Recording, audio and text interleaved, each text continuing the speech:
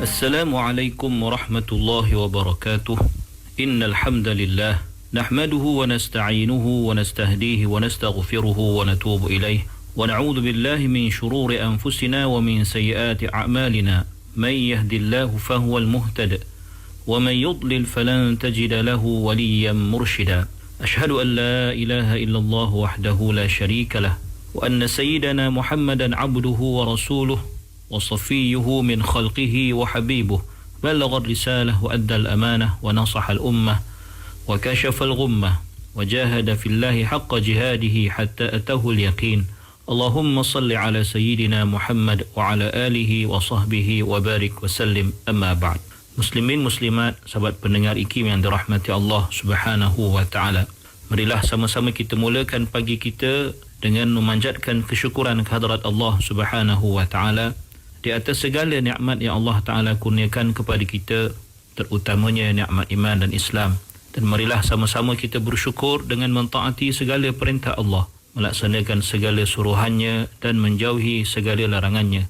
Dan mudah-mudahan ia menjadi asbab Allah Subhanahu wa taala mengangkat daripada kita musibah yang sedang melanda kita pada hari ini. Amin ya rabbal alamin. Muslimin muslimat yang dirahmati Allah, kita sedang berada pada ayat yang ke-159 daripada surah Ali Imran. Allah berfirman, A'udzu billahi minasy syaithanir rajim. فبما رحمة من الله لنت لهم ولو كنت فظا غليظ القلب لانفضوا من حولك فاعف عنهم واستغفر لهم وشاورهم في الأمر فإذا عزمت فتوكل على الله Inna Allah yuhibbul mutawakkilin. Yang bermaksud, maka dengan sebab rahmat yang melimpah-limpah daripada Allah kepadamu wahai Muhammad, engkau telah bersikap lemah lembut kepada mereka, yakni sahabat-sahabat dan pengikutmu. Dan kalaulah engkau bersikap kasar, lagi keras hati, tentulah mereka lari daripada kelilingmu. Oleh itu maafkanlah mereka, yakni mengenai kesalahan yang mereka lakukan terhadapmu, dan pohonkanlah ampun bagi mereka, dan juga bermesyuaratlah dengan mereka dalam urusan peperangan dan hal-hal keduniaan itu. Kemudian apabila engkau telah berazam, yakni sesudah bermesyuarat untuk membuat sesuatu, maka bertawakallah kepada Allah. Sesungguhnya Allah mengasihi orang-orang yang bertawakal kepadanya. Muslimin muslimat yang dirahmati Allah Subhanahu wa taala. Seperti mana yang kita ketahui, dalam peperangan Uhud kita dapat melihat bagaimana Allah Subhanahu wa taala menguji Rasulullah sallallahu alaihi wasallam dan menguji para sahabat dengan apa yang telah berlaku. Dan jika kalau kita memikirkan sikap yang biasanya ada pada manusia biasa ketika berhadapan dengan kesalahan orang bawahannya, kesalahan yang menyebabkan pasukan mengalami kekalahan atau mengalami musibah dan bencana disebabkan perkara yang telah berpunca daripada pelanggaran arahan, maka sudah pasti seorang ketua akan bersikap marah atau akan menunjukkan, akan melepaskan kemarahan kepada mereka yang melakukan kesalahan. Akan tetapi Rasulullah sallallahu alaihi wasallam, seperti yang Allah terangkan dalam ayat ini, Allah mengatakan bahawa maka disebabkan rahmat yang agung, rahmat yang melimpah yang Allah Subhanahu wa taala kurniakan kepadamu wahai Muhammad sallallahu alaihi wasallam, menjadikan engkau layyinan, lembut, santun terhadap pengikut-pengikutmu dalam setiap keadaanmu.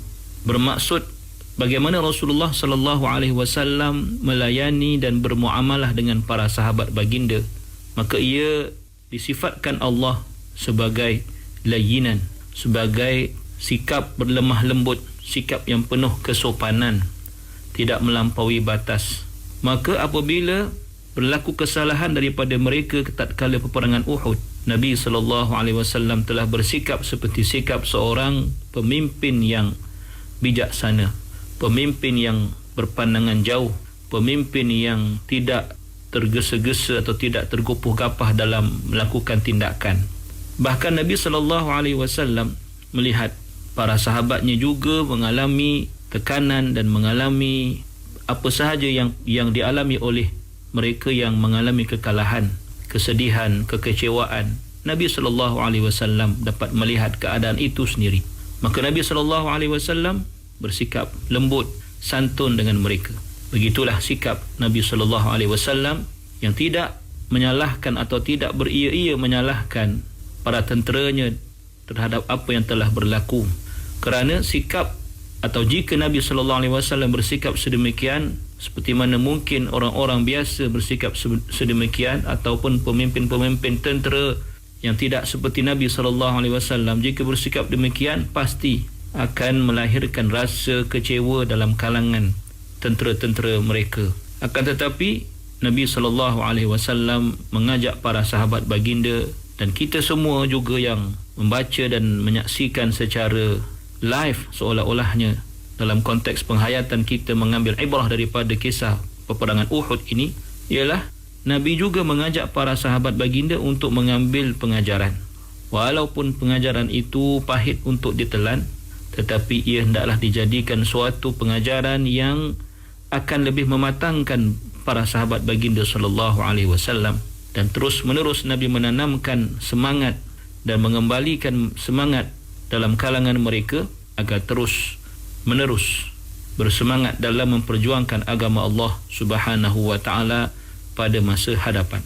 Kemudian Allah Subhanahu wa taala mengatakan, apakah yang akan berlaku jika Nabi tidak bersikap layyinan, tidak bersikap santun, tidak bersikap lembut terhadap para sahabat baginda dan mereka yang telah berjuang bersama-sama dengan baginda sallallahu alaihi wasallam. Allah menyatakan, walau kunta faddan ghalidhal qalbi lam faddu min hawlik. Dan sekiranya engkau wahai Muhammad sallallahu alaihi wasallam bersikap dan berakhlak dengan akhlak yang dibenci, dengan penuh kekerasan, dengan sikap tidak peduli dan sikap yang tidak mengambil kira perasaan orang lain dalam perbuatanmu maupun perkataanmu, melambangkan hatimu yang keras. Jika keadaan itu yang kamu lakukan, lam faddu min hawlik, Allah katakan bahawa nescaya mereka akan bertempiaran lari daripadamu. Mereka tidak akan merasa senang untuk berada bersama-sama denganmu wahai Muhammad sallallahu alaihi wasallam. Muslimin muslimat yang dirahmati Allah Subhanahu wa taala. Maka frasa ini sebenarnya menafikan sikap tersebut daripada Rasulullah sallallahu alaihi wasallam, menafikan Nabi bersikap faddan atau ghalidhan, bersikap keras atau bersikap kasar dengan para sahabat baginda. Kerana kalimah lau di situ menunjukkan penafian tersebut, bermaksud engkau sebenarnya ya Muhammad sallallahu alaihi wasallam tidak akan bersikap seperti itu, tidak akan bersikap kasar, tidak akan bersikap keras hati. Kerana itu para sahabatmu seperti yang disaksikan terus menerus berada bersama-samamu sepanjang perjuanganmu dan sanggup untuk mempertahankan agama Allah walaupun darah mereka yang tumpah ke bumi, walaupun nyawa mereka yang melayang. Mereka sanggup untuk bersama-sama denganmu wahai Muhammad sallallahu alaihi wasallam.